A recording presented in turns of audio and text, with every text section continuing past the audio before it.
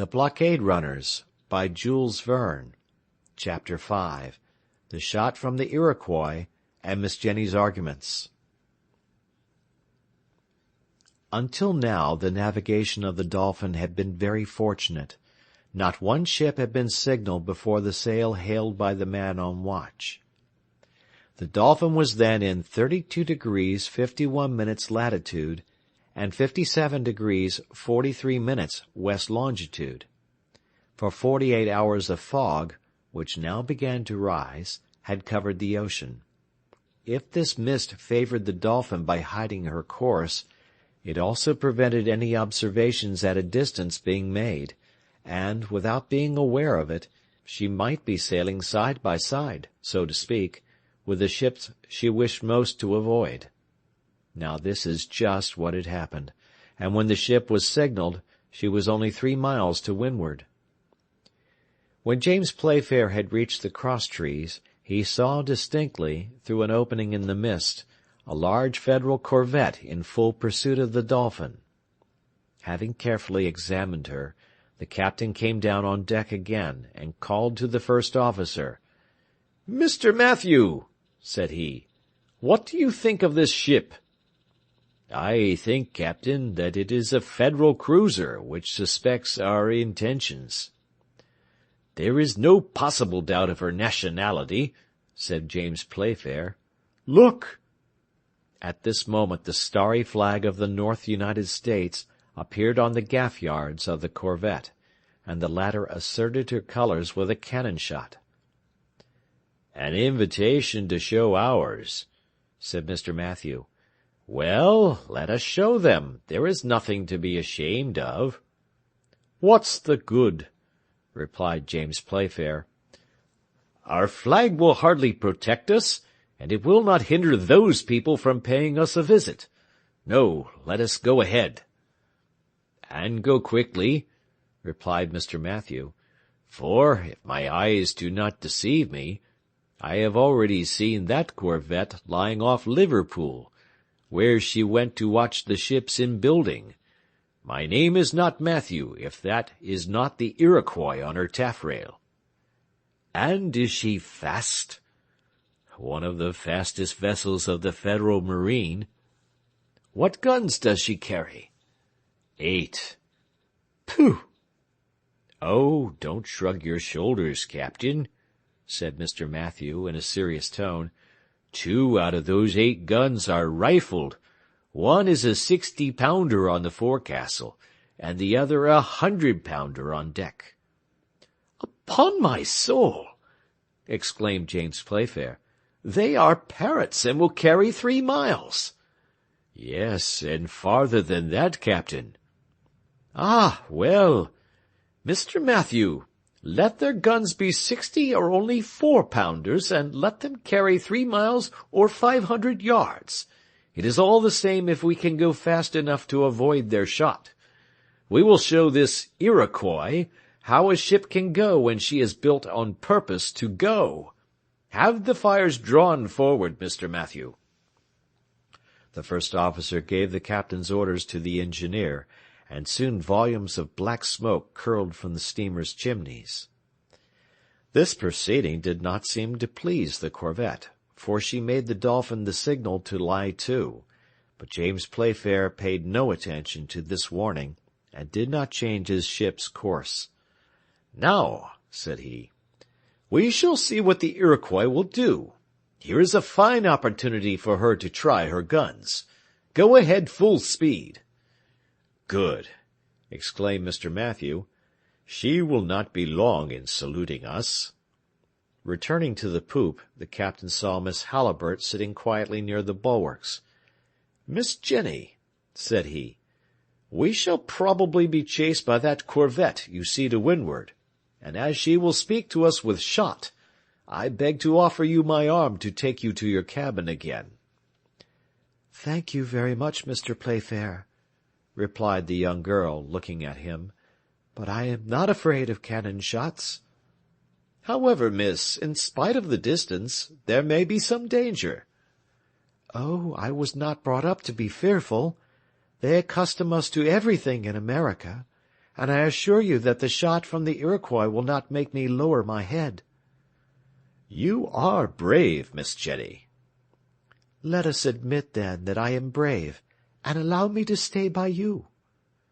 "I can refuse you nothing, Miss Halliburtt," replied the captain, looking at the young girl's calm face. These words were hardly uttered when they saw a line of white smoke issue from the bulwarks of the corvette. Before the report had reached the Dolphin, a projectile whizzed through the air in the direction of the steamer. At about 20 fathoms from the Dolphin, the shot, the speed of which had sensibly lessened, skimmed over the surface of the waves, marking its passage by a series of water jets. Then, with another burst, it rebounded to a certain height, passed over the Dolphin, grazing the mizzen-yards on the starboard side, fell at 30 fathoms beyond, and was buried in the waves. "By Jove!" exclaimed James Playfair, "we must get along. Another slap like that is not to be waited for." "Oh," exclaimed Mr. Matthew, "they will take some time to reload such pieces." "Upon my honour, it is an interesting sight," said Crockston, who, with arms crossed, stood perfectly at his ease looking at the scene. "Ah, that's you!" cried James Playfair, scanning the American from head to foot. "It is me, Captain," replied the American, undisturbed. "I have come to see how these brave Federals fire. Not badly, in truth, not badly." The captain was going to answer Crockston sharply, but at this moment a second shot struck the sea on the starboard side.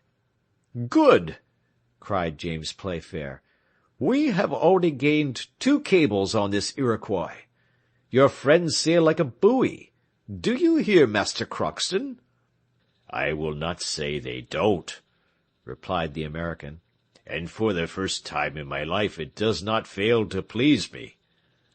A third shot fell still farther astern, and in less than 10 minutes the Dolphin was out of range of the corvette's guns. "So much for patent logs, Mr. Matthew," said James Playfair. "Thanks to those shot we know how to rate our speed. Now have the fires lowered. It is not worth while to waste our coal uselessly." "It is a good ship that you command," said Miss Halliburtt to the young captain. "Yes, Miss Jenny. My good Dolphin makes her 17 knots, and before the day is over we shall have lost sight of that corvette." James Playfair did not exaggerate the sailing qualities of his ship, and the sun had not set before the masts of the American ship had disappeared below the horizon. This incident allowed the captain to see Miss Halliburtt's character in a new light. Besides, the ice was broken, henceforward, during the whole of the voyage. The interviews between the captain and his passenger were frequent and prolonged. He found her to be a young girl, calm, strong, thoughtful, and intelligent, speaking with great ease, having her own ideas about everything, and expressing her thoughts with a conviction which unconsciously penetrated James Playfair's heart. She loved her country, she was zealous in the great cause of the Union, and expressed herself on the Civil War in the United States with an enthusiasm of which no other woman would have been capable. Thus it happened, more than once, that James Playfair found it difficult to answer her, even when questions purely mercantile arose in connection with the war. Miss Jenny attacked them none the less vigorously, and would come to no other terms whatever. At first James argued a great deal, and tried to uphold the Confederates against the Federals, to prove that the secessionists were in the right, and that if the people were united voluntarily, they might separate in the same manner. But the young girl would not yield on this point.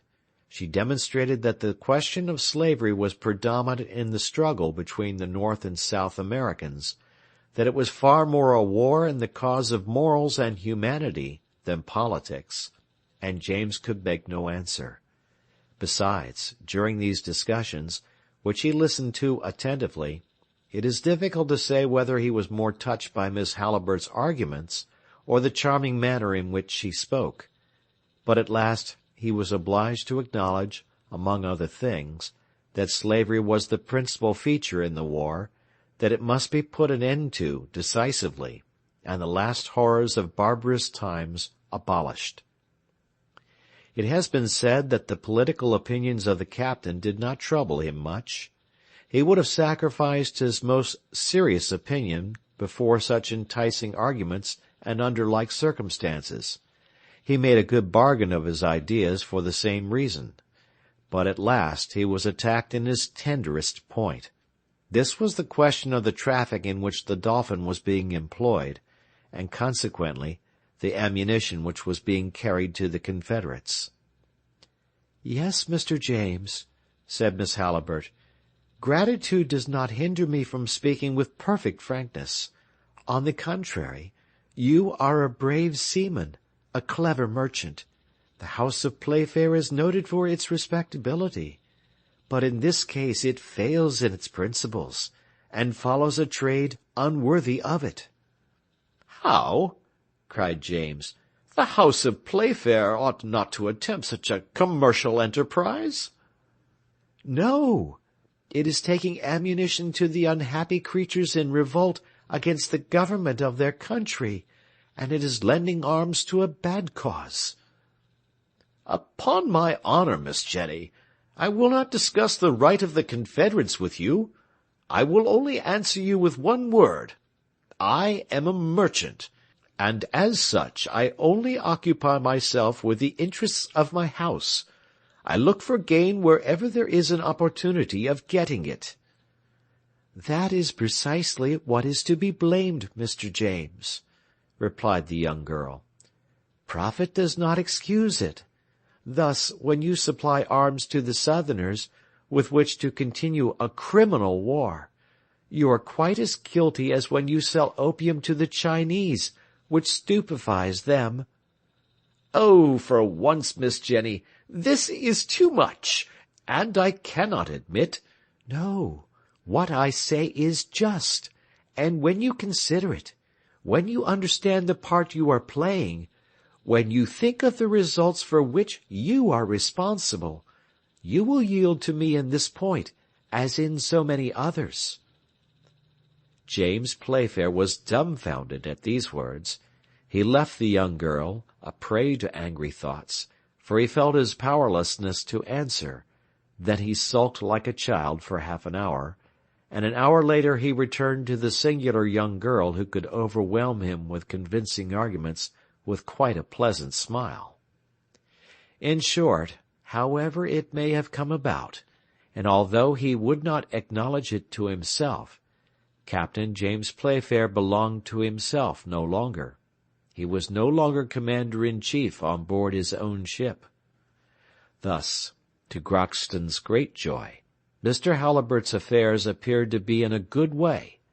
The captain seemed to have decided to undertake everything in his power to deliver Miss Jenny's father, and for this he would be obliged to compromise the Dolphin, his cargo, his crew, and incur the displeasure of his worthy Uncle Vincent.